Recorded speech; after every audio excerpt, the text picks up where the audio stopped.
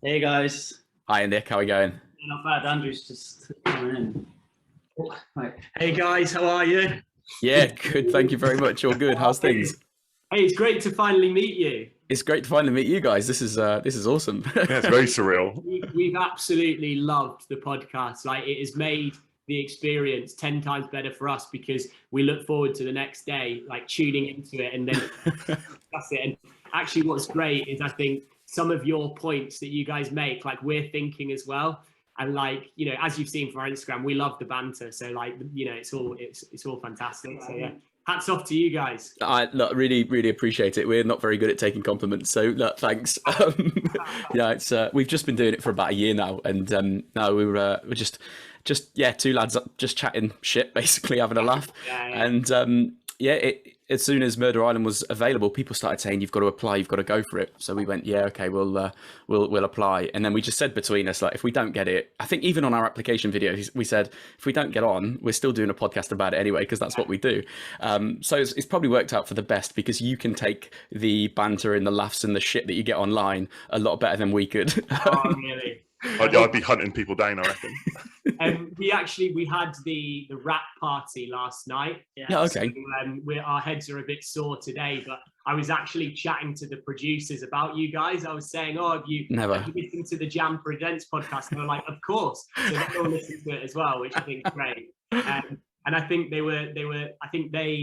obviously for them, it's like their baby, isn't it? So I think they said the first episode, they were like a bit hurt by it and stuff. But then they said, actually, the more than like, I think you guys got more into it and, they liked it a lot more. So yeah, they know who you guys are now. Yeah, and they're like, we're never having those guys on ever. Yeah, I'd rule out Channel 4 for any further applications. There's one channel down. Yeah, you might get committed to be the official podcast of Series 2. Series 2. Let's hope for a Series 2. It's been brilliant, and yeah, we were when we first started, and that sort of first. I think we did a 2-word summary, didn't we? And I don't know if Jason, did you say underwhelming or? Conflicted or something? Yeah. Yeah, and I said half baked, and it was like there was a lot of potential, but I think looking at all the shows that we've covered to date, I think with any TV show, it's always that there's a few teething issues, and it's setting the scene, and it's a bit slow to get started, isn't it? And only then, after sort of episode 2, 3, it started ramping up. We got to episode 5, and we're like, this is next level. This is brilliant. One of the best ones we've seen. And then we do feel a little bit guilty now because of what we've done for episode 6 as well. Again, all round, it's been a brilliant experience. I think the show is fantastic. The ending, again, conflicted. It was one of those started slow, and then you get to the end. It's never going to suit everybody, is it? The ending is never going to be. We didn't think the end suited. We thought there was going to be like a key piece of evidence. I think you guys joked about the smoking gun, but like we had a theory the whole time we were on the island that because obviously it's like a game, and you have to work out like what's in play, what's not in play, and there was a stable that like nothing moved in this stable for the whole 10 days we were there. So we were like, that's where it was set dress. It was set dress. That was the weird. Oh, okay. So it was like, but what was funny is actually when we talk about like opinions on the show and things like that. I remember a really funny moment when we were there. It was that scene where we're all gathered around the dinghy in the beach. Do you remember that? Yeah. And I remember thinking there, like, this is crazy. Like, it's going in so many different directions. And I turned to Nick and I said, I was like, I have no idea how this is going to look on TV. And Nick looked at me with like a look of horror, and he went to cover my chest, and he was like, we're mic'd up. And I was like, oh shit. And I just glanced my head that way, and I saw one of the producers, like the head producer, is a lady called Sarah, who's delightful. And she just looked at me, burst out laughing, and just went like that. Like, shaking your head. It's I guess what like doesn't come across is there are 2 cameras pointing at us the whole time. Plus sometimes there's another one. There's a sound person. Yeah. There's another producer. There's another person like hid around the corner who's also like taking notes on everything. Like you just completely forget, and like we were caught out a couple of times, like even slagging off other contestants. we'd be sat in the car slagging off some of the other contestants, and then I was like, oh shit, we're mic'd up, aren't we? And then you look across at our sound girl, who was a girl called Charlotte, again, lovely, and she would just be bursting out laughing because she'd be like 10 meters away, but she can hear everything that we're saying. So it was so funny. Like the whole thing was just, it was absolutely bonkers, to be honest. Like when we were chatting to the actors last night, because I think the other thing that doesn't really come across is the whole setup is crazy. Like when you're on the island, and we're in like our own little bubble where we don't talk to anyone outside of Nick and I. We don't interact with the other contestants. We don't interact with the actors other than when we're at the scene. Yep. So the island was tiny. I mean, it was like a very, very small island. And we'd be off camera, like we had a couple of days off while we were there, and we'd be off camera. And like we'd go to the pub for a pint, and you'd walk in, and like Tony would be sat there, but he wouldn't even break character or acknowledge us. He was like, he would be sat there like, you know, like as if we were real police officers and he didn't like us. So the whole thing was like crazy. It was like a mind-blowing experience. And when we met them last night, they were all like, they were out of character. And it was so weird because it was like, we only know you as these characters. We don't know you off screen. And to see their like real personalities was awesome because, you know, the majority of them are all fantastic. Yeah, you'd have formed an opinion on them based on the only version of them that you know, yeah. And also, by the way, they formed an opinion of us. Like, yeah. We asked them straight last night, like obviously all chatting just like normal people rather than like them in their characters. I said to him, I was like, what did you think of Nick and I, like when we were coming into the, and I think the phrase they used was like, you were very cocksure of yourself. They said we were like fools in a china shop. But it was interesting because they actually said to us, that first interview we did with Gene, the one where you sort of went, I think you're lying. That after that, they went back to the directors and said, like the directors were like, are you okay? Like the boys went in quite hard on you. And they were like, no, like we've prepared for this. That's like, amazing. That is awesome. Yeah. And I think that gave the directors a bit more like, almost like ammunition to be able to put us in different situations and try and make it a bit more like heated. Because the other thing that was funny, they were telling us as well, they've all learned these like crazy backstories because they didn't know which angle we were going to go for. And they would come back to the directors and be really pissed off. They're like, they didn't even ask me about this. They were like, went off on this tangent. Yeah, it was Tony, the no comment interview with Tony, apparently before that, because obviously he knew it was all about to happen, he was panicking because he thought we were, because I'm ex-military, he thought we were going to, because his backstory is that he was ex-military as well. And this was like part of his whole thing is how he ended up in the clubs and stuff. And he was really worried that we were going to like ask him loads of in-depth questions about the army, like caught out, because they were so in it. Like when we arrested him, he like just put his head in the ground, didn't speak to us at all. It was like, that's mad. Character. It was really weird. It was that no comment interview was a really funny one because like if you at the time the crew, like the producers are like revving us up because they're like, you guys need to go in hard on him. You just found him with like, you know, a kilogram of cocaine. Like you need to go in hard. Like this is it. You want, so we're like fired up to go in and go in hard on him. And then you come out and the producers are like, excellent work, guys. But the detectives are like, this. What the fuck are you guys doing? Like, you know, you're absolute idiots. And I'm like, well, and that, I think that was the really interesting thing about the show. Like we've never done TV before. We've never seen how it works. And what's really interesting, and I think it will change my opinion of how I watch TV now, because it's so different to how you imagine. I think you guys actually picked up on this in a couple of your podcasts, like the editing. You know, you can kind of be there for 3 or 4 hours filming one thing that is shown for 30 seconds. And there's so much stop-start. And I think the thing that we found particularly difficult was we'd just get onto something and we'd be like, right, we're onto something here. But then you have to wait for all the correct crew to arrive. You have to wait for the set to be dressed. You have to wait for the actors to be briefed. And then by the time that's all happened, it's like maybe an hour or an hour and a half later, we've forgotten what on earth's happening. So we're there like, shit, like what was that again that we were onto there? And like the funny thing for me was obviously Nick's background is military. So for him, he's like bam, bam, bam, bam, bam, like straight onto it. And I'm quite relaxed. So I'm sat there and Nick's like, no, we need to go. And I'm like, Nick, come on, we're in the TV world where nothing moves fast, like just relax. So it was really unusual, that whole like stop-start thing. And I think if you see in the progression of like us as detectives in the episodes, I think we definitely got used to that, because in the early episodes it was really hard to adjust to. Like you'd be onto something and you'd want to go and just pursue it, but then towards the end we kind of realized, and we'd make a note of it, we'd wait, and then we'd go and think about it. Whereas when we first arrived, like we thought it was going to be like Hunted, where you're on an island, you're left to your own devices, you go, you do it, and you just crack on. Whereas it was very different to that, and I think it needed to be because of the format of the show. Yeah, and like I think because Jason, I noticed you've asked like a couple of questions a couple of times around like, do we ever get to see what the other detectives get, or like how are they doing their interviews, all their evidence? We get nothing. But what was interesting is when they played it back in the edit, there'd be some, like for example, the CCTV, I think we got 2 days before anyone else. But in the edit, it looks like we all got it at the same time. So there were some bits like that we didn't even know if we were ahead or behind. So you're kind of constantly second guessing yourself and being like, shit, we've just seen Sarah and Richmond get in the car and go off and do another interview, and we're sat scratching our arse in the like fucking about.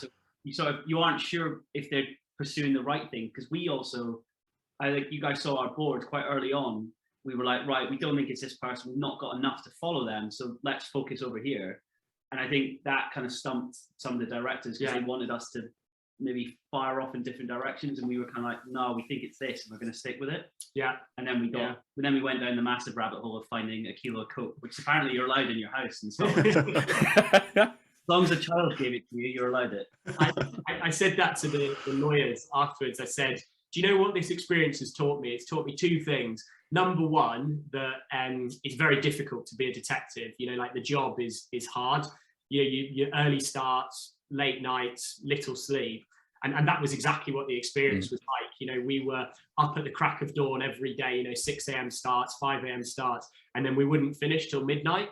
So a lot of people were like to me, oh, you had a great time because you went and you had, a week on an island, beautiful. And I was like, it was work. I was grateful to get back to my normal job because my life is easier than being a detective. And that was the first thing that I learned. But the second thing I learned is it's actually quite easy to get away with crime if you've got a decent lawyer. I mean, they're good. Those people are good. Or if you've got us trying to investigate. Yeah. Yeah, if you can ask for your interrogator, then it'll make it easier as well. Yeah. I was impressed when you started posting a few bits on Instagram with the behind the scenes. So it was a shot of the camera on you guys. And even that, it sort of takes you away. And you think, all we've seen is the like you two, as you are now, side by side, and you're being interviewed. It's almost like a diary room, isn't it, where you're just being interviewed in police HQ. But then you look at all the equipment and the cameras and everything like that. It's not like chatting on Zoom. It's not like with a little, you've got people in that room, you've got big cameras on you, and they're asking all these questions and stuff. And I actually, because you said something on the podcast, and I was about like, yeah, maybe did look really stupid when we had to search that room, and the guys like start over here, and then I go on the other side. Yeah. Because there's 3 camera people sitting in the corner, so I was like, I need to stay away from them. So I went on the other side, and he was like, no, come back. Get them to move. They need to move. The camera crew, so how it works was I don't know if this is because of COVID or whether it was like, I think it was a big budget, but what every team of detectives had 2 camera people on them, 1 sound person, and then like a production director who would follow you around. So, and they were doing, I can't remember what it's called, but they were doing like live, like there was like full on reality TV, like they filmed everything. Yeah.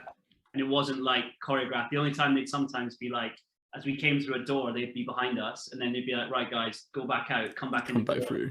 Run. Yeah. So every team has that set up, and you have a runner as well. Like, so you almost become in your own little bubble with your team. And we were so lucky because our team were fantastic, like, similar age to us, similar interests. And a lot of the highlights for me were like the times when we were just off camera and we'd be in fits of laughter with these guys and girls, because they were just great. And we had one moment in particular that was very funny when in the early days we were given this digital camera. Hold on, we need to set it up a bit more. So we went to go and speak to Tony and Sonia, and we went in with your dad's advice, like proper coppers. So we went in and we said, right, Tony, we want to speak to you. Sonia, can you leave and we'll come and speak to you in a bit? Which kind of threw them off because they were like, no, you have to interview them both. And then we didn't mention that there'd been a murder. We didn't mention the victim's name. We just said there's been a serious incident. What can you tell us about it? Because your dad said, like, until you get a piece of paper that says there's been a murder, like, you kind of avoid it.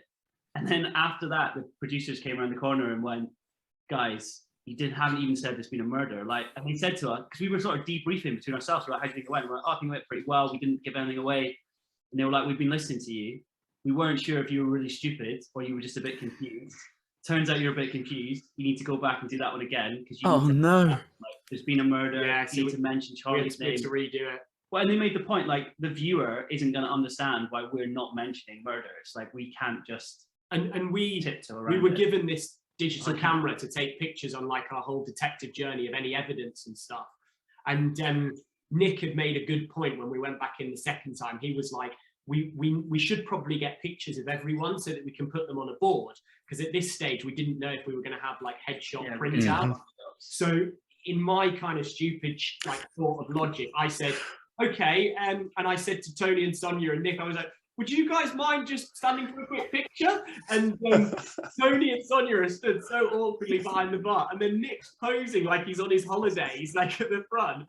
And I took this picture, and we thought, great, like, we've got Tony and Sonia, and then we didn't think anything of it. And one of our crew was, like, looking through our photos and went, what on earth is this? And we all just burst out laughing because there's this awkward photo. I'll have to send it to you on Instagram. Oh, if you've got it, then yeah. If you, it's fantastic. Also, so the point was, I thought you were going to zoom in on Tony and Sonia, not get, like, this landscape shot of the pub with me so, standing like, in it. Nick stood at the bar, like, propped up like this, like that. And then Tony and Sonia are, like, behind each other, arm in arm. And Tony then said to me, he was like, sorry, what's this for? And I went, oh, it's just pictures for our archive. It was so funny. It was just like, you know, and I think that was the real thing, you know, moments like that when we could just be off camera with our crew, like, laughing about what we'd just done or what we'd just seen. Because there was another story. I mean, are these interesting for you? I'll keep, superb. No, carry on. Fantastic. Yeah. Forget anything we've written down. Just crack on. Yeah, no, shout us if there's stuff that no. isn't relevant or whatever. But the other one for me that was funny is Nick and I went to interview, it was Ishbel. We went to interview Ishbel, and she said and on the show, like, before you go on it, you're very aware of the fact that this is going to go out on Channel 4, so you don't want to say anything that's going to, like, incriminate yourself. So I was constantly thinking, like, don't say anything that could be portrayed in a way that is bad, and, you know, you'll be a villain for life. So I was constantly had this thought, like, don't say anything stupid, don't say anything stupid, don't say anything rude, don't offend anyone. And we were sat down interviewing Ishbel, and we said to her, oh, do you know Alicia? Like, have you come across her? And I'm just, like, making notes. And Ishbel goes to us, she goes, yeah, I'm sure you boys have noticed her. She's very attractive. She wears very tight-fitting clothes. And I'm sat, like, writing notes, thinking, I just did this. I was like, I have no idea how to respond to that. So I went like this. So I kind of looked up and I went, I couldn't possibly comment. And, like, then I, like, did a David Brent style look at the camera, and, like, and one of our cameramen just went, cut, and he was like, Andrew, I'm doing you a favor here. That is the creepiest thing I've ever filmed in my life. He was like, and I've worked on some creepy shows. I was like, oh. Yeah, we had Maka with us at that point doing his apprenticing, and he was Maka was in the background. If you see the footage, Maka's just in the background going, what is he doing? And then afterwards, when he was giving us feedback, he said, what were you saying that to her for? You're not going to be professional. And I was like, well, I was trying to be more professional by saying I couldn't possibly comment. Like, I don't know what you're supposed to say to that. So there was loads of little, like, funny moments like that. And I think, as you guys have seen from us, we take the banter so well, and our crew realised that they could take the piss out of us, and that we could take it out of ourselves. So when you're doing this whole thing, it's like there's so many weird moments that if you don't just laugh about off camera, it's like, you know, and I think that was our real, like. Also, I think for us, like, we didn't want to take it too seriously that we were sat there like 8 hours a day. Just straight faced. Yeah, no. We had to, like, and we even joked about it, like, when we were on camera or we were with the other contestants, like, or the other detectives doing stuff, we had a bit of a game face, and then when we were off, we were kind of we were mucking about a bit more. Yeah. And Sorry, you go. No. I think that's possibly where I guess, with the shows that we've seen before. I don't know if you've ever seen Murder in Small Town X, The Murder Game, or Who Done It, or anything like that. But all those shows, they're a bit tongue in cheek, and there are those moments which they've kind of left in, or when people say stupid things. Especially The Murder Game. We've interviewed a contestant from that, Melanie, and she had a mouth on her, and they left it all in. She was in there very much just shouting abuse at people and stuff. And I guess that's the difference between that and this. And this is very much it's police. This is police work. This is how we're going to do it. This is how professional we are. And you know what? When we talk about the ending and all that, and we think, oh, it should be this, it should be all this mad drama and all these things come together, that's probably not real life. And that what they've done is made it so that it is straight-laced, it is quite serious, and everything's taken seriously. But I would absolutely love to see an outtakes reel or something where they've... Well, we said to the producer last night, we said there needs to be, because there was another one where we were interviewing Jean in the post office, and she started crying, and she turned her back on us, and I looked at Nick and I went, should we? And I was saying it quietly, so I was trying to act. I was like, should we give her a hug? And it was like, stuff like that was just so funny. But I think you're so right, and you're bang on the money with that. Like, there was a lot of times when, we would say something that we thought was quite funny, but it would be reeled back in a little, and we'd be set back on a like, be serious. This is meant to be like a real serious show. So I think a lot of the time, like, we're quite light-hearted guys. So for us, like, we had to be quite serious a lot of the time, which was quite difficult. And like flick it on and off. And when we were off camera, we just went back into like ourselves, which is really like silly. And I mean, we were actually hungover for the day that we got kicked out. So I was actually quite. Was it you knew it was coming, or? Yeah, I think we knew it was coming, and we were relieved to go home, because I was like, I've got a banging headache. So it was his birthday. It was my birthday. Okay. So we'd gone for a few beers with our crew. Our crew organised a little meal for me with some drinks, and nice. We had one too many drinks, and before you know it, we were like, shit, we've got to like crack a case tomorrow. Because it was like, I think one thing that you'd like to highlight there as well is the weird thing about it is you can't just be like, oh, I want to go and interview this person. It's actually like proper police. You can't just be like, you know what, let's go knock on her door and handle her. We've got to have a reason. It's got to be like credible. And then even to like arrest them or bring them in for questioning, we had to have like a genuine purpose for it. It couldn't just be like a hunch or we've got more questions for you. And then we were limited. So you had like a 30-minute window with each person. That was how it worked.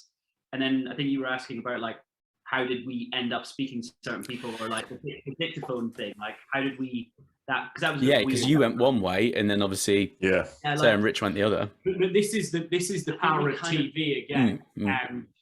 On that episode, it made it look like we weren't looking for the dictaphone at all. But what I will tell you is, we were on that beach for half an hour in the pissing rain, combing the beach, and we went for like the logical approach of like, if you hide something at the beach, it'll be in the sand, right? So we were like combing the sand, and like we were doing it really methodically, where we were next to each other, like combing the sand, and I was digging my hand into like bits that I thought I was covered in sand. We were also like, they haven't shown that. They've made it look like we were two bumbling idiots just strolling up as they've on our shoulder, Yeah, no one really clocked that, or when you jumped on my shoulders to try and get. So they put, like, it was a bit mean, something that was the exact same shape as a dictaphone was on like this top shelf. It was like bait for us, and we saw it, and we were like both too short to reach it. So I was like, I tried to initially get on your shoulders. I couldn't lift him. So we were like, it felt like the Chuckle Brothers. Like, we needed this sort of like music behind us. But like we were on that beach for ages. Simon, after I couldn't lift him up on my shoulders, Simon or Macra, I forget which one, said he gave us loads of feedback on how you search a house and do this. And then he finished at the end. It was so like tongue in cheek. It's fantastic. And he went, oh yeah. And also, Andrew, you need to work on your squats, because I couldn't lift up. So it was so really cool. But yeah, the dictaphone thing was like, we were searching for it for a while. And I think, to answer your question, how it kind of works is everybody has access to the same information if you find it. So if you no one gives you a choice, no one says you have to do this, you have to do that. You make all your own decisions, and it's completely fair in the sense that everybody can have this, but you have to get it yourself. So for example, like the CCTV, as Nick said, we spotted it early, the camera by the door, and we said, can we have that footage? and we asked for a post-mortem. And I think what happened is slowly, at different paces, people were clocking these things. Yeah. So slowly it would be like, right, we've seen a camera, but they might have seen it before or after us. And as Nick's already touched on, the difficult thing is because you're kept so isolated from the other pairs, you have no idea who knows what. And I think that what's clever about it is all the evidence points to kind of different things. So you go, and I think the other thing as well, that I think you guys have spoken about this in the podcast, they do hold back evidence from you. I think because it was like they've got to make a show out of it. Yeah. So we were asking for stuff on day one that we didn't get till like day 4, because that's the way we were. Like we'd had like sessions with my dad where he'd say right, go in, ask for this, this, and this. So on day 1, we want CCT of the area, we want phone records, we want post-mortem. And what they do is they kind of drip feed you it rather than giving it to you all in one, because essentially you'll then kind of crack the case in a quicker time. Yeah.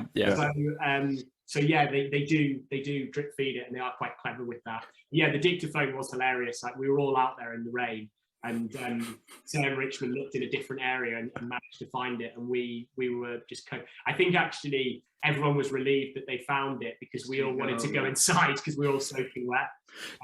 So it was quite pleased. Quite a few people have challenged and said that if you'd found the dictaphone, you'd have gone through. Do you think that was the last thing, or do you think it was based on cases?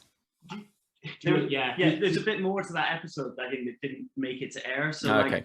we stayed in longer than is showing. So that bit where that was a quick cut, wasn't it? It was you found the dictaphone. See you later. Yeah, like right, go on the ferry, bye. Yeah.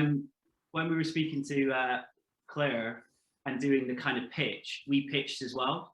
And from what I haven't watched it as well, I think we pretty much pitched the same thing. Yeah, I think our feedback was basically their interview technique was just that little bit better than ours. Yeah, we fell into this like slightly naive thing of, well, if the police ask you a question, you're going to give them the right answer, right?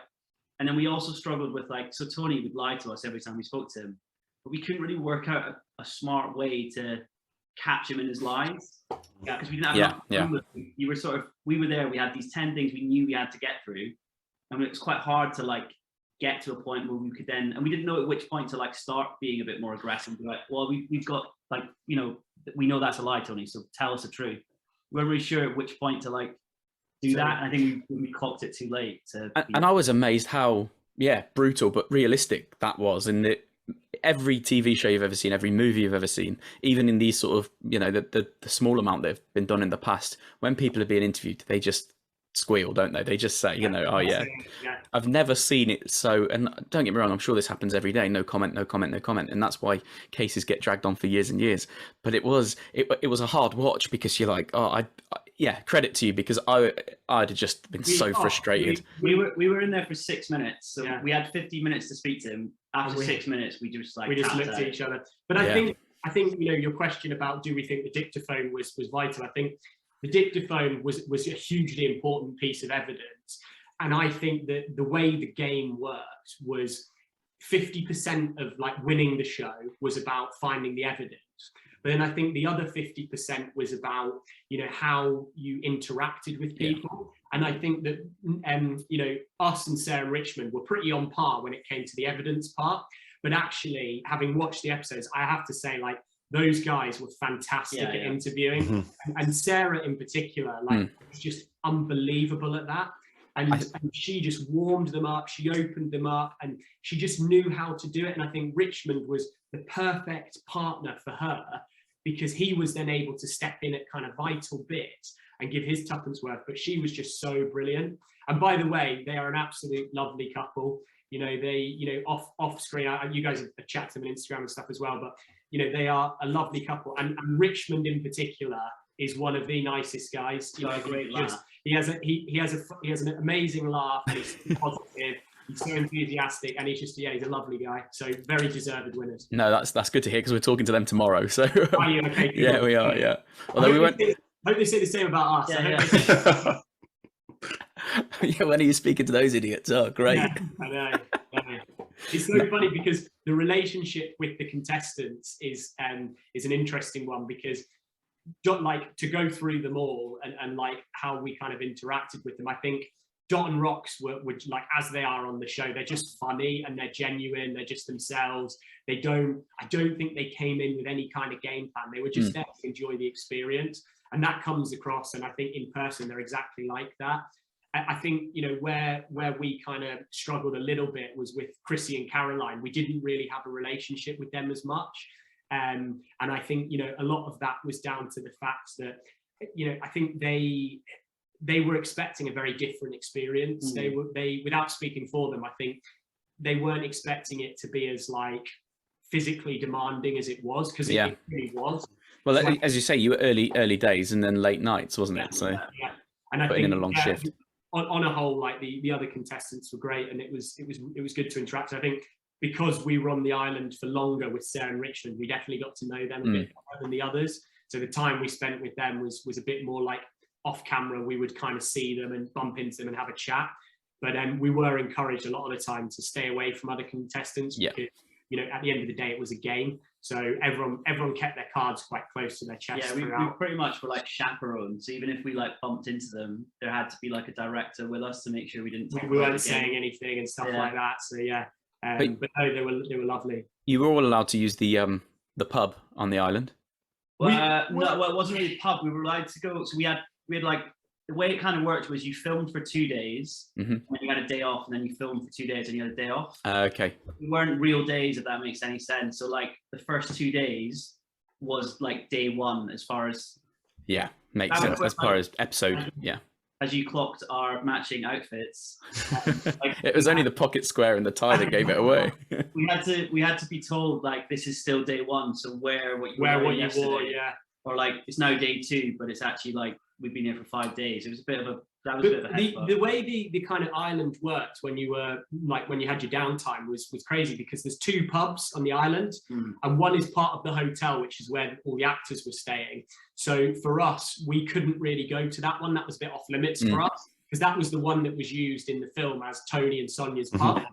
And so the other one was you know, down by the beach, and I'd actually say it was the nicer out of the 2. So it was pretty good that was there, and everybody would go to there. You know, you'd all, on your days off, you would all go there. And it was funny because the interactions were so strange, because you'd interact with the people you work with on the day, but then you wouldn't really interact with the people who you don't.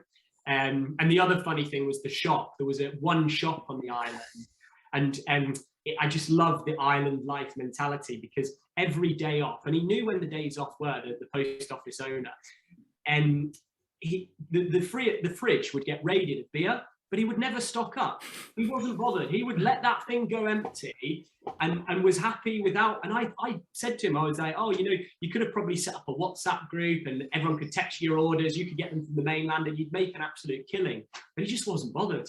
He was like, no, I'm happy. I don't know. I'm great. You know, and he's that island mentality. He was also, though, he ran the shop, ran the fish and chip shop, drove the ambulance. Drove the ambulance. His wife was the fire. Yeah, she was the firewoman. Yeah, and like, crazy. Yeah, it was like, and they loved the like the majority of the island loved being involved in like small ways.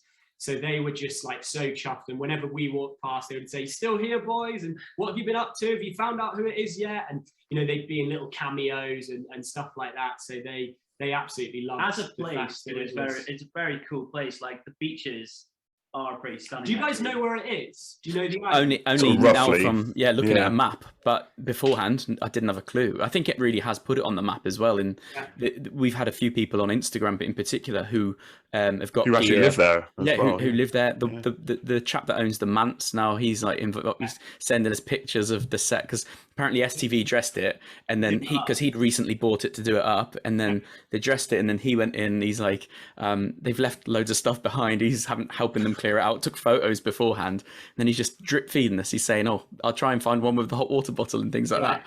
But I think it really and he was saying that, you know, maybe in the next year or so he's going to start running an Airbnb. He's like, "Do you think Murder Island would have an impact on it?" I was like, even if it's only a minority of people, that, because all right, you take, I think 1.2 million people watched the first episode, and that may have increased now with, you know, all 4 and everything else like that. But if you've got 1 million people, of that, some people are going to look and go, I want to go there. You know, there's as soon as you find out actually that one TV program that was on there, you can actually stay in the place that someone was killed.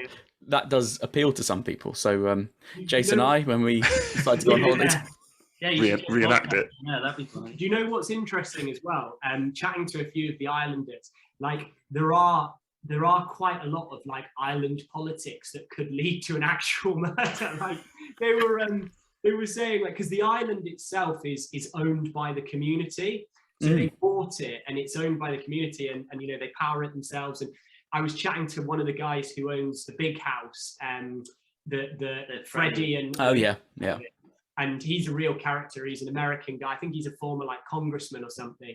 And he was telling me, I was like, oh, so I said it as a joke. I was like, oh, so you know, there must be quite a lot of politics on the island. Is it really like this? And he went, you wouldn't believe, man, you wouldn't believe. And he was saying, like, you know, there's issues over ownership and property and stuff like that, which was quite interesting to hear. And actually, hats off to the producers for picking that location. Yeah, unbelievable. But no, it's a beautiful island, a beautiful island. I would go there again on holiday. Like, beautiful. I think it also got like built up for us, like that entrance scene where like that took hours to film. Like we were there for a whole half day bobbing around on that boat, freezing. And also our camera crew openly said to us, like, because they got shown our like audition tape. So you guys, when you applied, if you like sent in a little tape, we did like recording.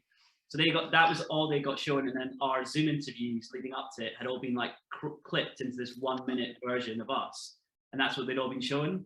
And I think they all went, oh, for fuck's sake, we've got these guys. And they said that to us. They, like, we could tell when we first met them, they were all being a bit like candid and a bit quiet, and we were like, all right, guys. Like, and then they said to us after like a couple of beers, after a couple of days, like, you weren't what we expected. You know, the versions that we saw on your Zoom thing, we thought you were going to be absolute tossers. We were like awkwardly sat on this boat for hours trying to make chit chat with them. Us not knowing what the hell we were about to do. So they were doing lots of like drone passes and stuff, and then what they cut it actually. Our first impression to the whole island was we turned up, and they just said to Andrew and I, right, hop off the boat and go and introduce yourself to the rest of the contestants. So we hop off the boat, and we did look a bit like Ant and Dec because people spotted. And we walked up to everyone and went, "Hi, I'm Andrew. You know, I'm Nick." Like, and then kind of went around the room like, "Who are you? What do you do?" And then everyone was like, "Are you the host?" We were like, "No." Like, we're part of this. And then the proper coppers turned up, and they said the whole like, you know, when Pam speaks to you, you'll call her ma'am. So the first thing she does is says, "What's your name?" And I say Nick. Forget to say ma'am. You say I Andrew. went Andrew. And huge Simon goes, "Oi, how about you put a fucking ma'am on the end?" Yeah. And we were like, that was one thing that we really struggled with throughout, and they haven't included it. Again, I think it's like keeping it as serious as possible, but we really struggled to call them sir and mum. I just couldn't get my head around it. And not out of a like, respect thing, just because you weren't in school anymore. Yeah, not used to it. Yeah. Yeah, and they would pick us up on it every time. They'd be like, "What do you call me, sir? Sir to you?" And I'd be like, "Oh, sorry, sir." And I think there was one when we were searching the house, and I went, like, Simon was in the other room, and I went, Simon, and he went, "Sir, you mean sir?" And I was like, "Oh, sorry, I mean sir." There was a bit of a running joke that you sounded like the guy from the In-Betweeners going like, "Oh, sorry.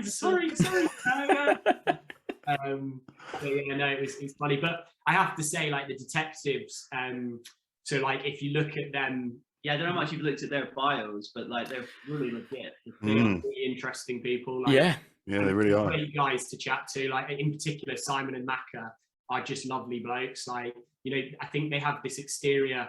Well, actually, it's not even an act, because I guess like that's what they would be like if they were our boss. Yeah, of course. Like, really quite hard on you and strict, and like, you know, you're trying to solve a murder, so it's pressure. And then actually when you have a chat with them off camera, they're just lovely. And, you know, they were really interested in the fact that my dad was in the police, and, you know, they wanted to know more about that and would always ask questions. And they're into, you know, all sorts. And well, it's quite funny though, after they booted us off, they came up and, you know, said, "Sorry guys." And then Simon said, "My daughters are going to hate me for kicking you two off." 15-year-old daughters or something. But they were lovely. And we had like running jokes with them, because I think we even said to them on like the first day, like, "Oh, what do you think of our outfits?" And he said, "Nice, but no ties." So the next day we put ties on, and we were like, "Did you notice we got the ties on today?" And so there was loads of stuff like that. But yeah, just great guys and like really, you know, interesting. I mean, Palm, by the way, terrifying. Like, but we didn't really get to interact with it. I couldn't tell you like one conversation I had with Palm that I wasn't stood there thinking I am scared. That's even off camera. She is scary. She is scary. Hats off to her. She is a, you know, a scary woman. And but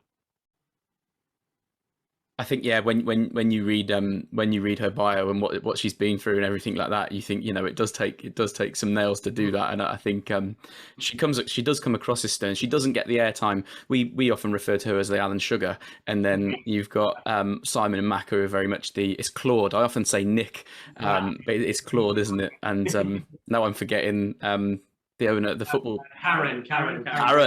Thank you. There we go. So yeah, Karen and Claude.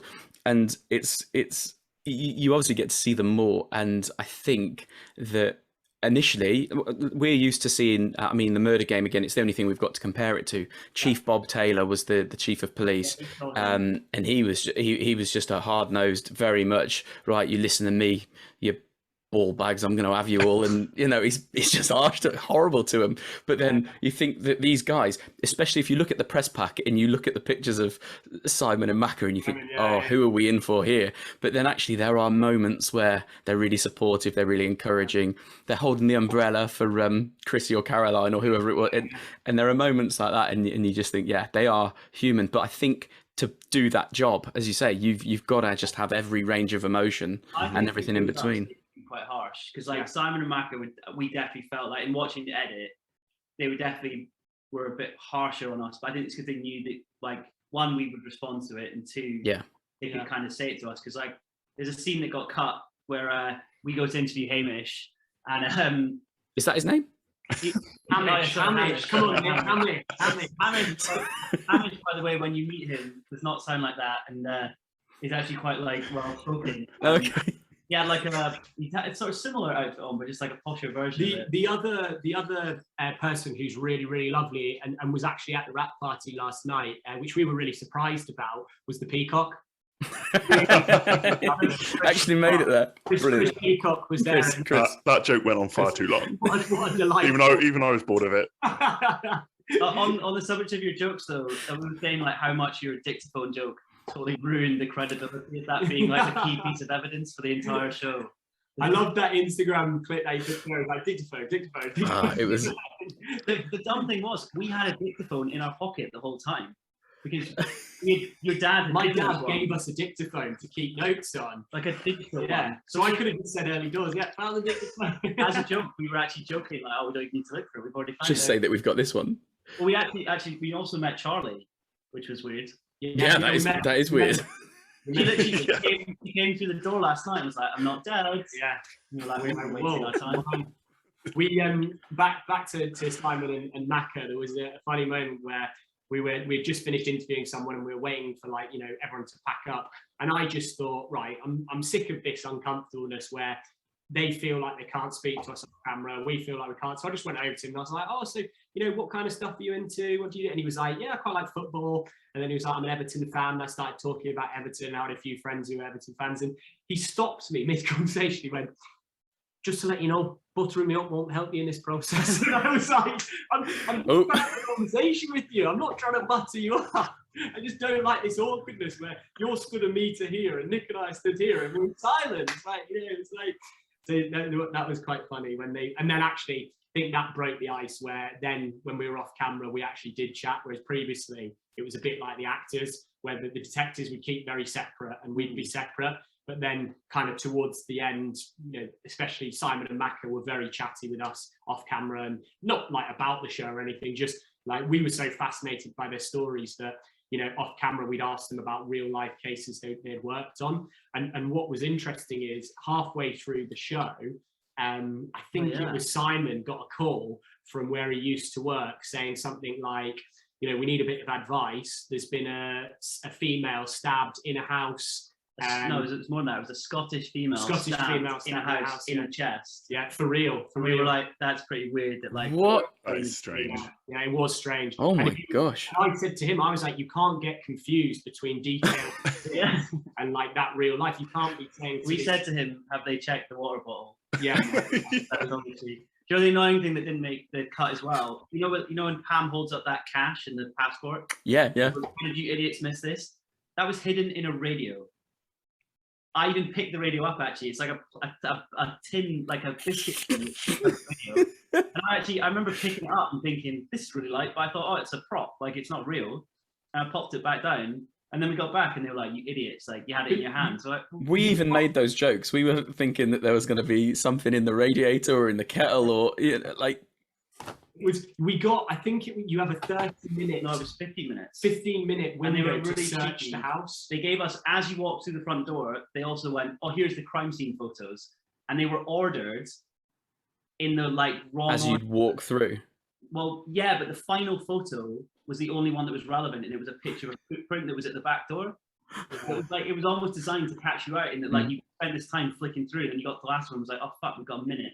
And like 15 minutes to search even 2 rooms was very difficult. Especially when you don't have a clue what you're doing. And you know, we were trying to like just do the things that we thought you're supposed to do, but like honestly, it's the quickest 15 minutes ever. You're there, like I can imagine. like we've got like a minute. And I think we did quite well because we found a few things. We also found a random mobile phone that wasn't part of the thing. They gave us an honourable mention. Yeah, we handed it in an evidence bag, and we were like, we found an iPhone. Like, well done, boys. It was a set dressing error, and then they gave us an honourable mention, saying, "I'd like to shout out Andrew Nicks. They found a phone. This will be analysed." But it was just someone had left it there.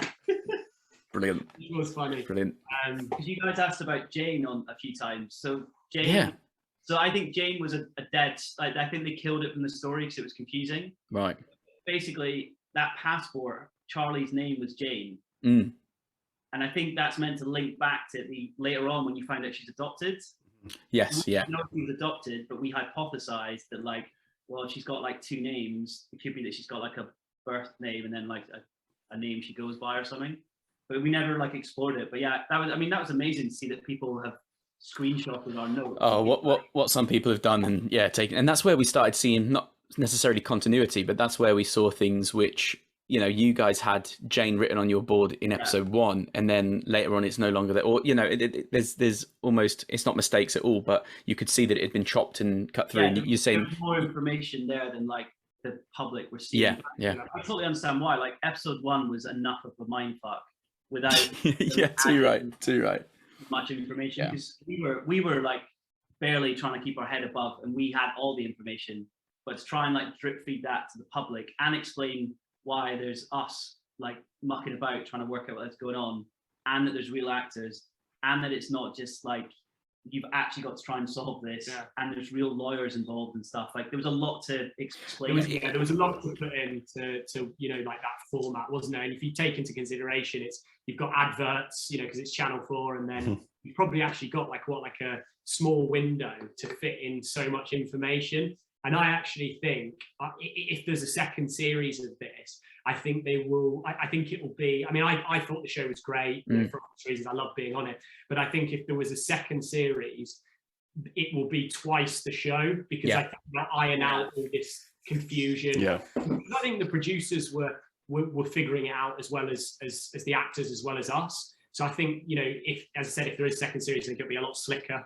Yeah, it was massively ambitious, and also how quickly that it went when we were applying, like, I don't know, March, April time or something like that, and then it came out in October. So you must have filmed at some point June, July, or when? We filmed in May. Yeah, we Oh, okay, yeah. Really quick. Like we literally, so like we applied, we got a phone call the next day. We were on like a Zoom within the week. We must have just been top of the pile at that time. They were like, we don't want to sift through anymore. We'll just give these guys a call. to be fair, even if they'd have seen us, they'd have gone. They'd probably be a bit intimidated though if you guys were to go on it, in the sense, because you actually have probably quite a bit of experience in the TV bit of it. Do you know what we claim to, and it's one of these. When we first started this, it was like, right, we're going to do murder mystery TV shows, and it all stemmed from Murder in Small Town X, and we got this sort of following, and we got this, right, we're into it, and we are going to solve it before anyone else, and we're going to find all the clues. And then we realized how much effort and work that was compared to just spotting the odd mad thing in the background, and having a laugh about it. Exactly. And then it was like, do you know what, we're not what a lot of people think we are. So when the number of people that have tuned into our podcast and gone, what the fuck is that? What are you talking about? I love that Facebook group that you talk about where they're like slagging it off, like I tuned in and I listened to 5 minutes. Oh, honestly, Brilliant. And to be fair, it encourages us to do it more. I think if people are seeing that and realizing that we're not that, then at least the people that are listening or tuning in and following, then they understand what we are about, if that makes sense.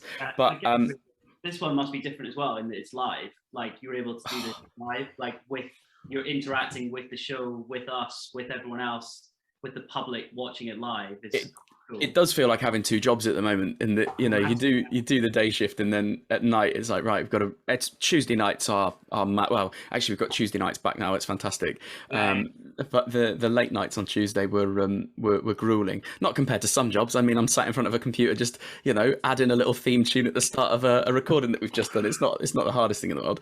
But if you want to know like how difficult it is, ask Jace, because he puts in all the effort. Like Jace is the one that I literally open my notes on my iPhone about 1 minute before the show starts. Really? Yeah, doing a couple of bullet points, and Mike does all the other work. What was it? I think when we were listening, like the peak of your notes were 4 notes, and that was The other thing that's great, and I think we've spoken about it a little bit, but the whole Twitter, and I think you guys obviously get tweeted a lot, and we get tweeted, you know, quite a lot, like not directly, but like about us, and I've really enjoyed that. And I think, you know, like you guys, similar to what you guys do, the advice is always.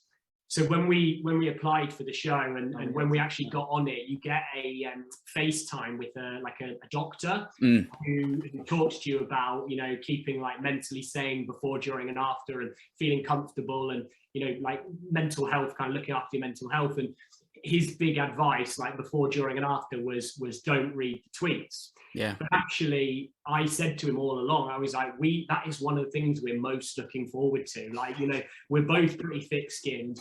We are aware of the fact that what people are seeing is not, you know, it's not an accurate representation of who we are as people. But actually, some of the stuff has been hilarious. Like, you see me post it afterwards. I love it. I love seeing it come through. Yeah, I think it's brilliant that you're able to do that as well. During the ad breaks, we just sit and we're like, quick, refresh Twitter.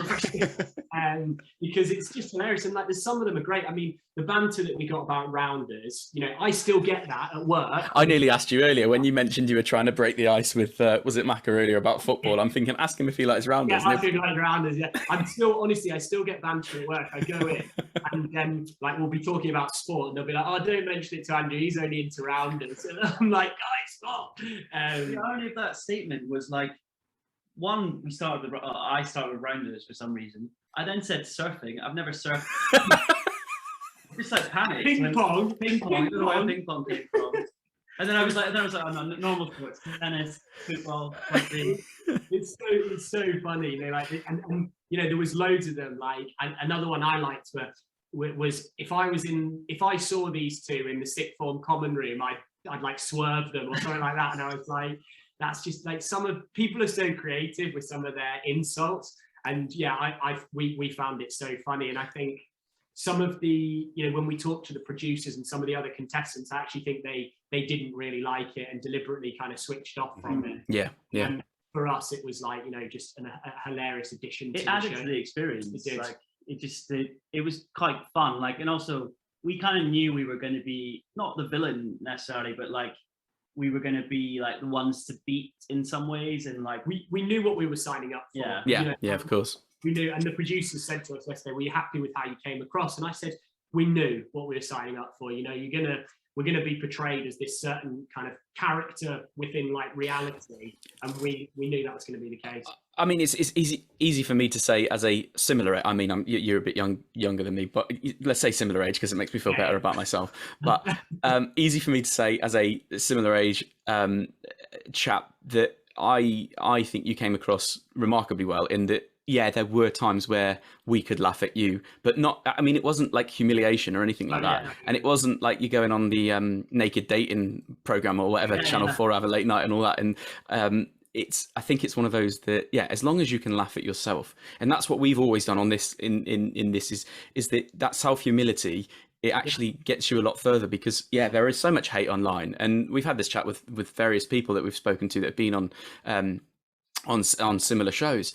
And even then, Mel, who was on the Murder Game, was 2003, and she was on like online forums. It probably took about 4 hours for the webpage to load back then, but it was one of those that the amount of comments on there. And then actually when she went on and started writing back, she set up her own profile and started writing back to them. People then started becoming, oh, actually she's normal, she's all right.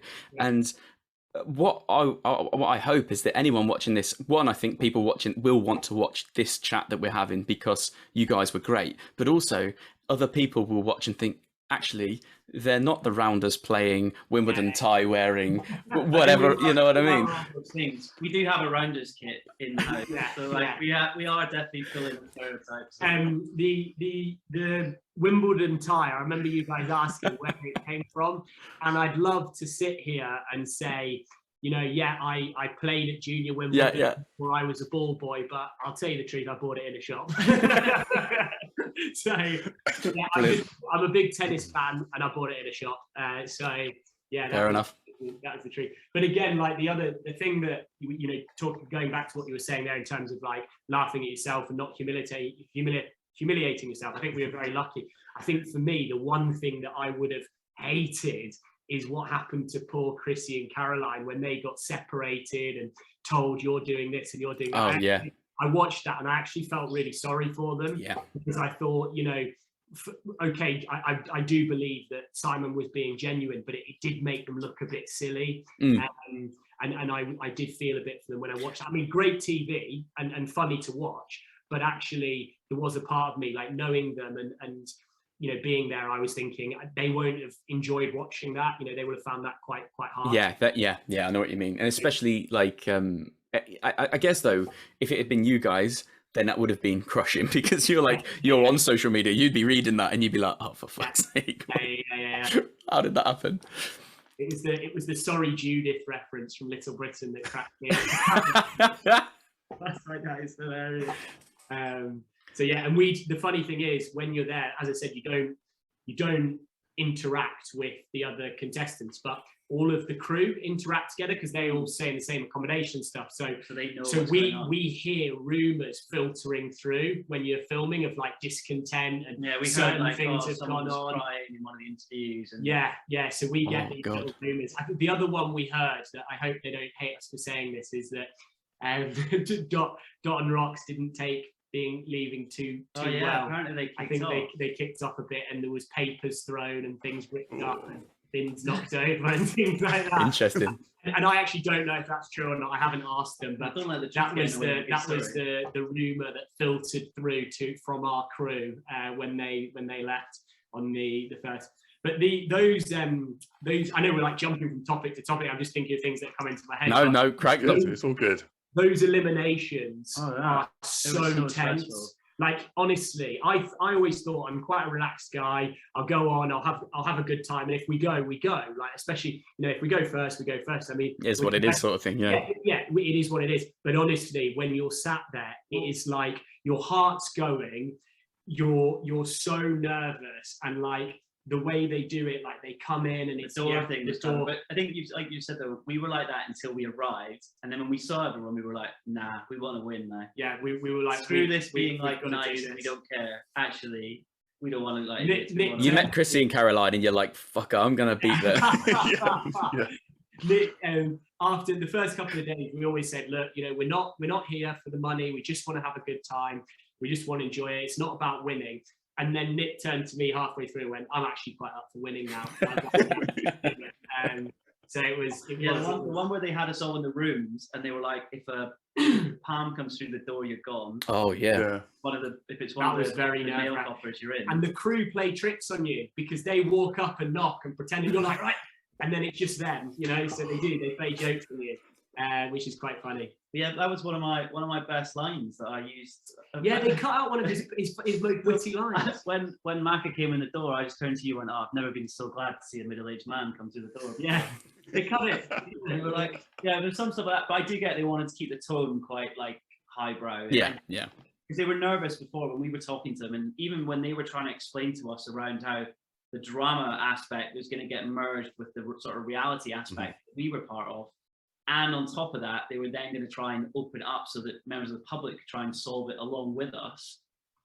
we just couldn't get our head around it. And I think that was why they tried to keep it quite serious at times, so they didn't come across as like The Apprentice and a bit slapsticky. When there were people at home taking it like seriously, and there were like, they wanted to keep the subtext of like the murder still serious and not like, not us sort of taking the mick of it in the background. Yeah, because the only things that we could pick up on to an extent in terms of that is the reality element, is you guys, is the contestants, as opposed to all right, there's some acting issues or when certain people say things, but in terms of like, yeah, everything else was completely straight laced, and it was only when Dot and Rox would say something or you guys would say something, ears prick up, and you think, that's. I wonder how that's gone across, because obviously, you know, however many million people have watched the show.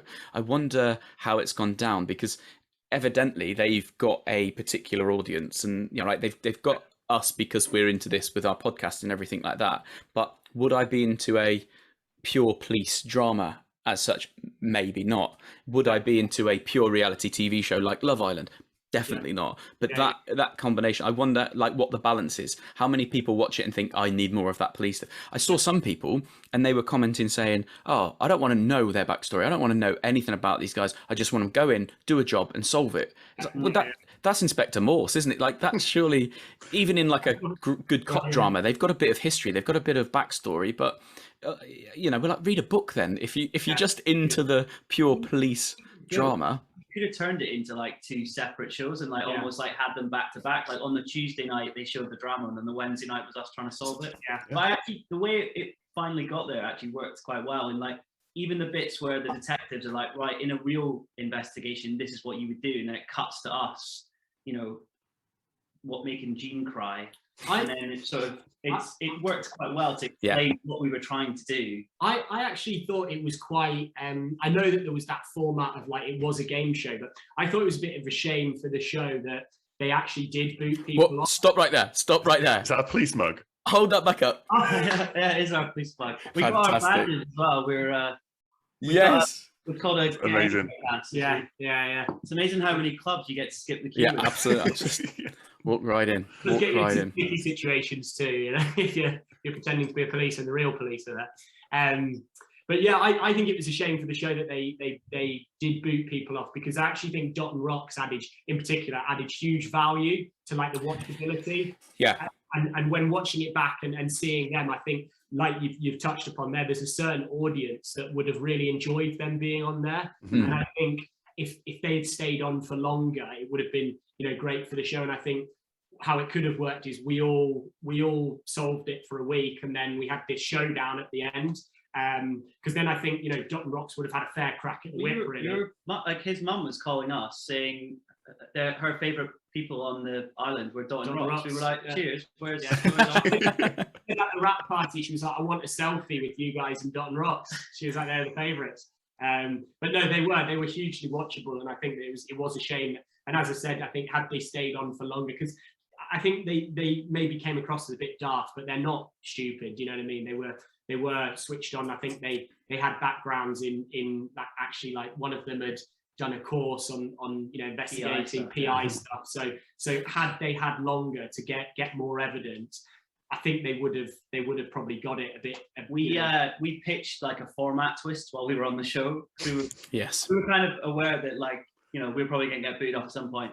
We were like, should be like The Apprentice, where in the final, the last couple get to then choose their favourite couple and help them solve it. Yeah, we were like, that'd be quite fun. It's like an aid. Like that'd be quite funny. Or like get to mix the teams up and just choose your favourite or something. But I think there are endless possibilities. I think the online thing that you mentioned, the social media, the social interaction, we've spoken time and time again, Jace, around where just adding a little bit of social media. Look at what's happened. It's been a frenzy, really. And you know, for the first time actually ever, I had a notification on my phone to say, are you getting too many notifications? I've never had that before, because normally our shows are 20 years old and no one's tweeting about it anymore.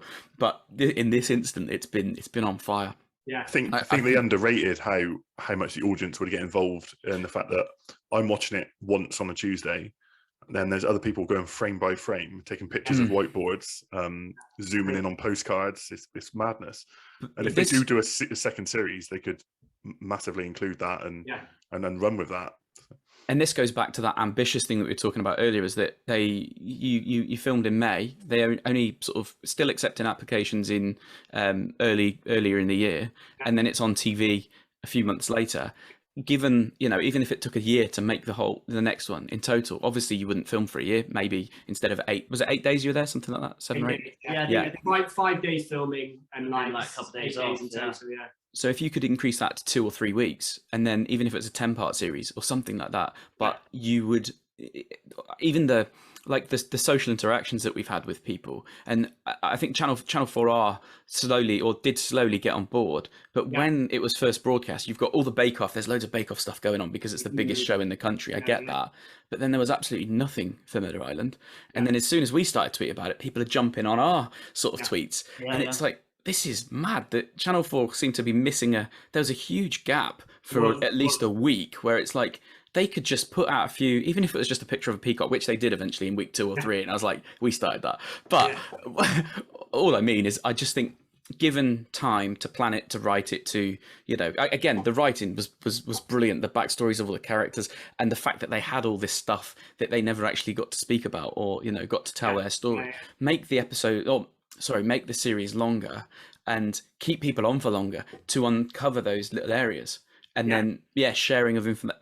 I like the idea. I think one of you mentioned it before around, like, after each episode, they should have posted, like, so when we got given the post-mortem, like, whack it online for everyone to actually get access to. And, like, so you're almost keeping pace with us. Yeah, that would have been cool. Yeah. The problem is, like, and actually some people even did it who were tweeting you guys, was people solved it quicker than they wanted you to, like, that some people were saying it within week 2 or 3, but equally, like, they didn't know what was on that dictaphone. It was a stab in the dark. I didn't think, in all fairness, Ishbel wasn't obvious to us. Logan was dodgy, and I think he was deliberately dodgy to then lead you to Ishbel. Because Ishbel, as a person, didn't really come across, like, when you spoke to her. So, like, one thing that didn't get shown, we got asked to leave our house twice, actually.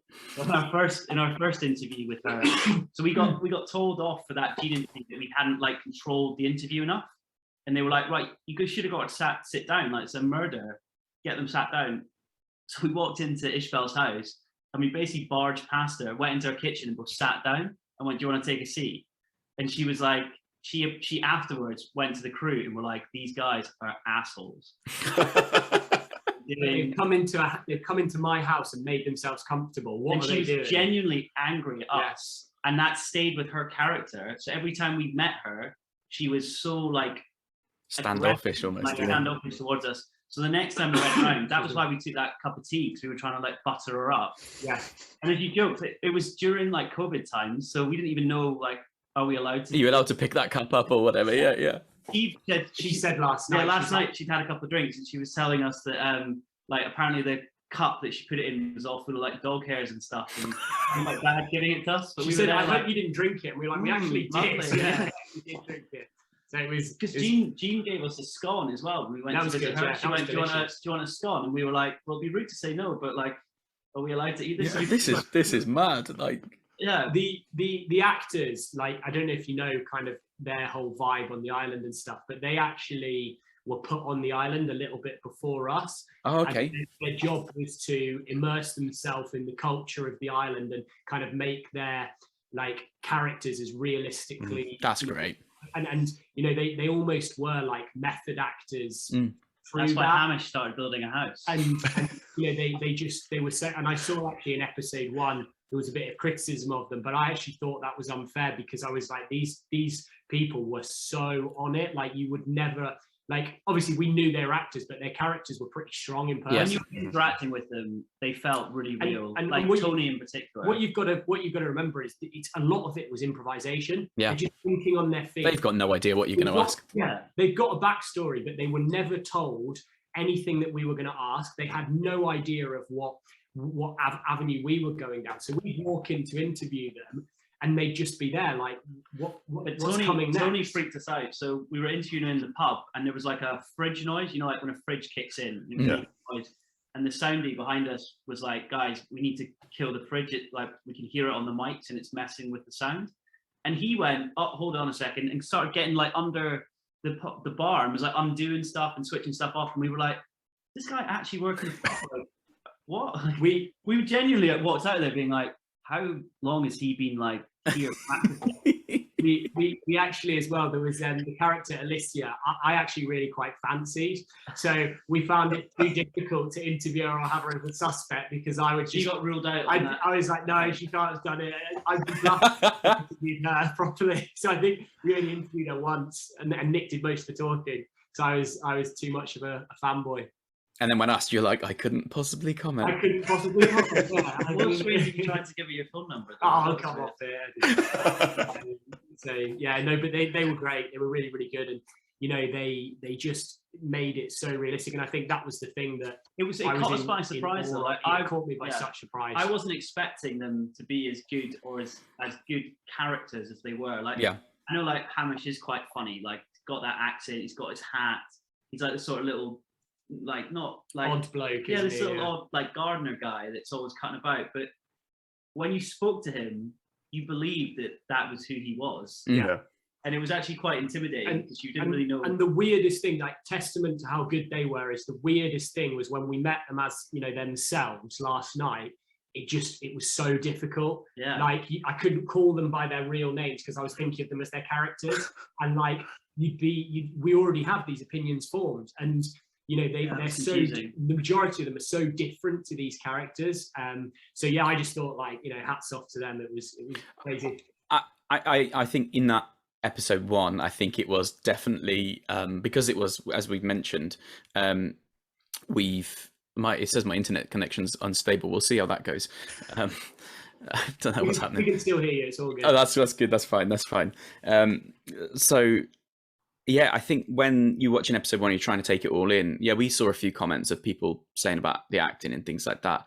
But looking back on it, there was no issue whatsoever. It was believable, and yeah, you wouldn't, other than knowing that it's a drama, there's no question. None of them were.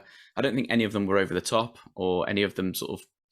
No, I think is brilliant cast, and as you say, to act in that capacity. As I mentioned a few times, obviously Jason and I have spoken to a few other people who've had to stay in character all the time, and you know, in some cases they've never met the contestants. Not like you guys going to the rap party and actually meeting those people. They did a show 20 years ago, and they've still never met some of those people that genuinely think they are just those people. Yeah. And it's another level of acting. It's not, you know, it really is. And I think no, sorry, you go. No, I just think, yeah, no, absolute credit. I think you're right. It's that credit to them because they nailed it. It was really believable. The first episode, I think, like, it was one of those things, and I was sat there the same, like watching it, thinking maybe it was a bit all over the place and a bit like scatty. But then as you went down episode 2, 3, 4, like it definitely got into it a bit more. Yeah, definitely. That was the thing. And for me, I kind of wish that it had probably been as slick as it was later on in the first episode. Because then I think you would have actually, like, it would have attracted more people to keep watching and keep getting involved. And I think what's interesting is, like, I think the producers, I don't know this, and because I have no idea how TV works, but I think they tinkered with it throughout based on feedback, and I think that's why it got better. We thought that as well. Yeah, So- I don't know that for sure, but I would Like, imagine that's. we know that, like, because we watched them live. I think that was the other weird thing. Like, we didn't know what was in the episode. Yeah, Oh, okay, so you watched on Tuesday nights as well. Yeah, like for us, it was a genuine surprise, and because we haven't seen half of the other crew, like the other contestants and the drama, like it was a surprise. Even the bits that we were saying stuff, we were like, "Oh, really? Did we say that?" But they showed us one of them. The first episode we got to see before it aired.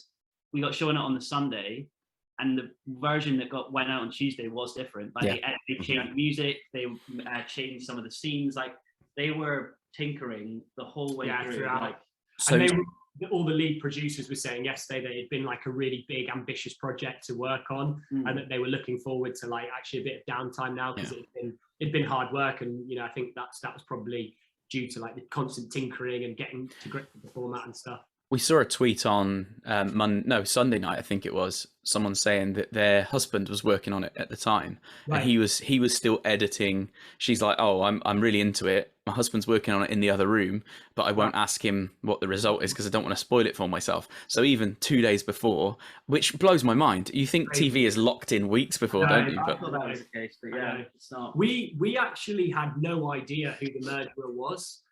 So even though we got to like that kind of final stage, we were still torn between. We got to the point where we knew it was Logan or Ishbal. Yeah. Yeah, we actually we had different We opinions. disagreed. I thought said it was Logan. I said Ishbal. Yeah. And that's why watching it last night, it was really interesting to see that it was, you know, who it was. Because we said actually at the time, unless we like stumble upon a bloody knife, yeah, then we need one of them to crack, and that's the only way. And then I think when we knew we had fucked it was when we went and interviewed Logan and we asked him about his dad, us not knowing. Oh, that's fantastic. Oh my I love that bit. so good. That's such a highlight. But he had us even before that, because we went in because they were like, right, you need to find more common ground. So we were like, right, he's a young guy, football. We know he's got a motorbike. So we brought that up, and he was like, he shot you down on football. I think actually as a character, he didn't know much about football. So he was yeah. And then the motorbike, he was like, it's an island that's like a mile long and a mile wide. Like, why would I ride a motorbike here? And we were like, fine, fuck That- you then. Like, right, that moment with when we questioned him about Gregor was honestly like my most uncomfortable moment on the whole show. I was laughing because like, into my because paper, I'm like, there, and the majority of it, like the majority of the show, we didn't, you know, we kind of knew bits of information, and it was more they were on the back foot than us because we were the police, right? So it was like these guys have the power, these have the knowledge, and we always had a plan, and we went in. And when he mentioned that it was his dad who had died, and we had no idea, I just remember being like this. I just wanted the ground to swallow me. I was like, this is the worst moment of the show. I completely screamed. Even though it's not real, it felt pretty real. It feels so real, and you just like feel, I feel horrible. And they're like, I'm so sorry, I had no idea. And then you just start scrambling to say like uncomfortable things that you think would console them, but actually they just sound more patronizing than consoling. So they go, that must have been really awful for you. And it's like, why are you saying that? You know? I think that was one of those moments as well where, again, testament, because he responded so rapidly and so well quick, to wasn't you he? guys. Yeah. But he picked up, didn't he? I think he knew we were coming and we were going to ask him that. He was on it. And then the worst part was that after that, I think they cut the scene, but they then took us to Gregor's grave.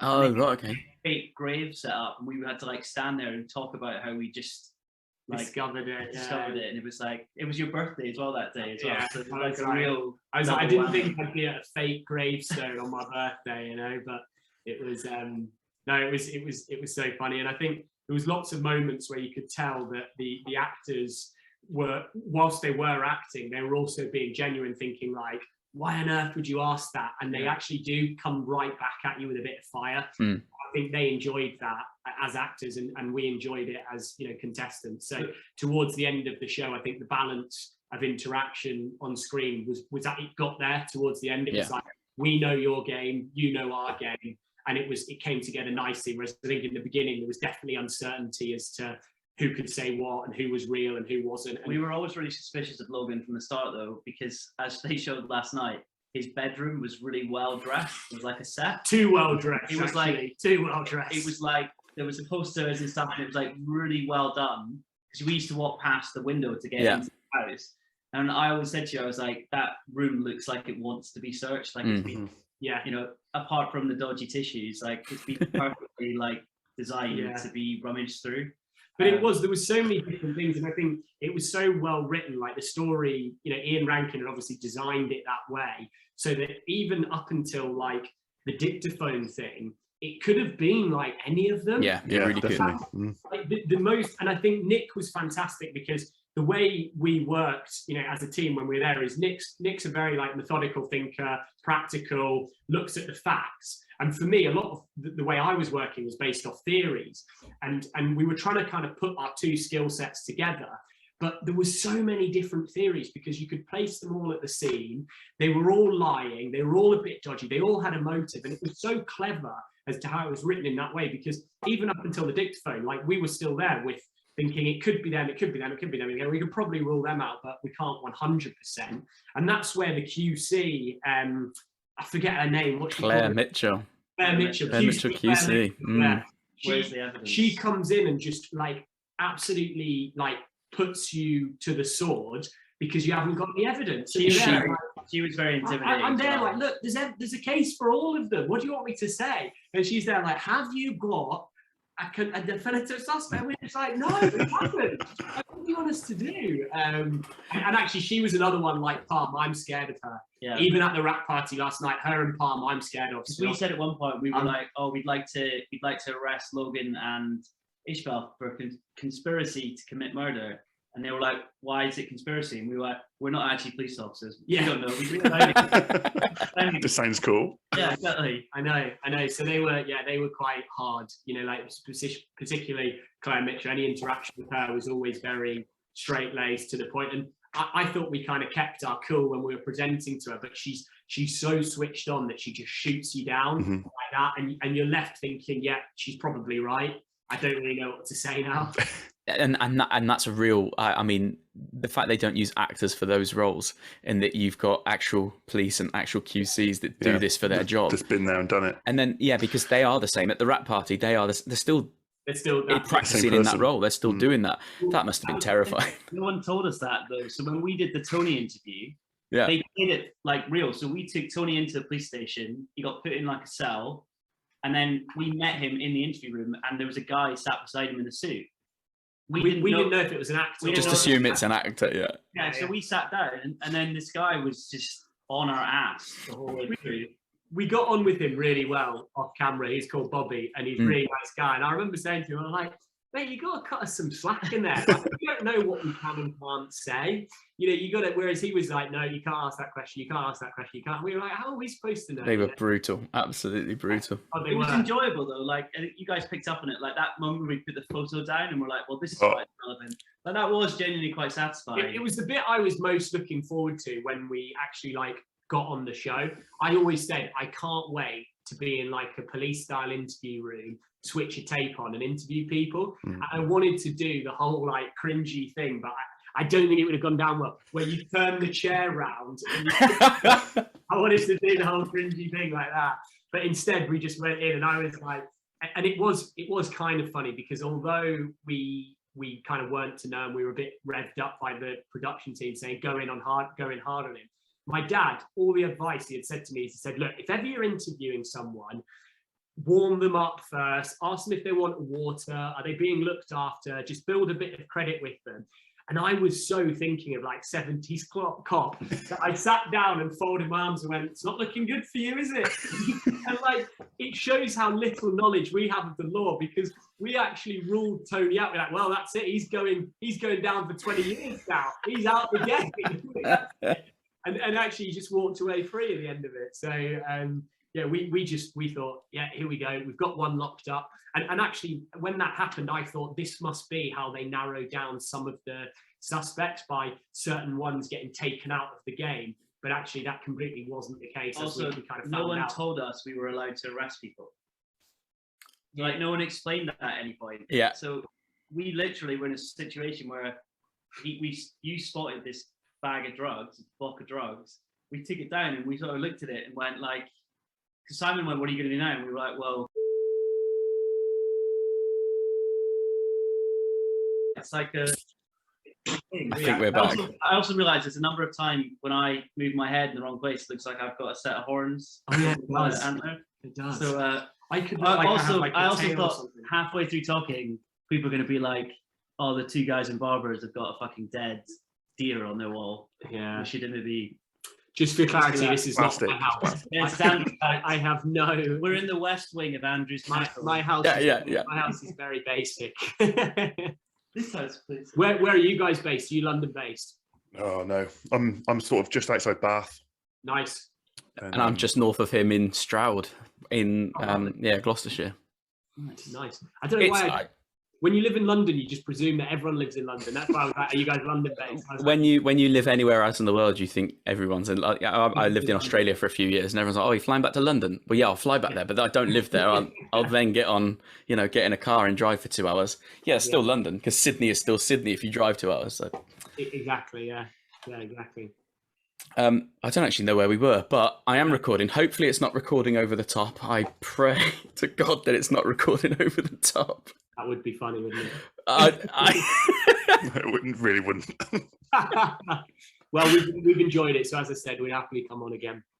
No, I don't think you've provided us with absolutely stacks. So I don't want to cut you off if there's more for you to say, but also I don't think there are any other things that we were going to ask about. I think that was everything. We've made a bit of a list of stuff we thought might be interesting. It's been fantastic. Really, yeah, it's been amazing. All of that. So, but no, as I said, like the only other thing is just thank you for providing us with entertainment and putting the time and effort in to do it. Because as I said at the beginning, we've loved it, and it's definitely like even doing this. Like we've never been on TV, we've never like had any of this kind of stuff, and to say, oh yeah, we're doing a podcast, it's like so fun. So yeah, it adds to the experience certainly. We wanted to get in there before Good Morning Britain or whatever else. I don't think that's gonna happen. Yeah, we're on the coach tomorrow. We have been recognised. We have been recognised a couple of times. We were out together for a beer in central London. It just happened to be that we're wearing the same. We were both wearing the same clothes as well, again, just by coincidence. And a couple came up to us and said, you know, we love the show, and they were like, blink twice if you've won and stuff like that. And we've had a few people, you know, recognize us, which is quite funny. But I think for us, like the reason for going on the show was really genuine. Like we didn't want to go on it for like the money. We actually didn't really know about the money till the end. Yeah, that wasn't mentioned. It wasn't, was it? No, in the application or anything like that. Yeah. And we they never mention it on the show. No, they don't. They don't talk about it too wide there. And for us, like we just had this genuine reason of the fact that like when I was young, my dad was a detective, and he would go through some pretty tough experiences that as kids you don't really understand. You just think, oh, my dad's away for my birthday, like what a dick. When actually, like going on the show, you're like, I can completely understand. And when we finished the show, like the first thing I did is call him up and just say like, I've experienced 1% of what you lived through on a day-to-day, and it was like, I'm so grateful to have had that experience because I can completely empathize. Well, not completely, like as I said. No, yeah. With what you were going through mentally, and then I had huge respect for my mum for like keeping a family. I'm from a family of 4, so keeping a family of 4 kids together whilst, you know, her husband was also kind of going through that. And I think for me, like that was such a genuine reason, and that's why I wanted to do it. It wasn't for fame, it wasn't for money, it wasn't for like, we're both quite private social media wise, so it was like just for that experience really. And how have the family, because I think in the press pack it said that you wanted to, you know, make your dad proud and things like that. How have they responded? Yeah, do you know what, he's been so complimentary, like absolutely loved it. They live abroad. Good actually stuff. They live in Hong Kong, so he kind of, they've been watching it at different times, but they always phone me afterwards, and my dad always gives me, you know, pros and cons and, you know, how I've done and stuff, which is really funny. And actually on the whole, he's been hugely positive, and he knows, you know, I've spoken to him about the behind the scenes stuff that maybe wasn't shown or was edited in a way, and he knows that. And, you know, we loved it. And I think as well, like to have Nick, who's my brother-in-law, supporting me doing that was great. And actually, I also think that with Nick's army background, it's probably good for him to pick up a few skills that you haven't used for a while, you know, that were transferable in that environment. So I think, yeah. I mean, the biggest thing was just a bit of fun. Like, when else are we is someone else gonna pay to set up basically, like a big game of Cluedo? Yeah. And like, it wasn't until we got there and saw the scale of it that we were actually like, oh wow, like this is really legit. Yeah, like, this is legit. Someone is paying for us to play a massive. That's what you said, and it was like, it was crazy. And I think, you know, the producers did say to us, they were like, when we saw your tape and like how genuine your reasons were for applying, we were like, these guys, you know, will be perfect. I mean, our tape was also a piss tape. We like pretended to examine a body and then like nicked everything off of it. We were stood outside the we went to the yard side, you know. Superb. And we were actually wearing matching barbers in that as well, with glasses. So I think they liked the kind of slapstick element to it, but also the genuine, you know, approach, which was good. And it helps that your dad and granddad were Sai and Maka. Yeah, exactly. Yeah, bias. That's it. We better not say which one's which, because I think they're.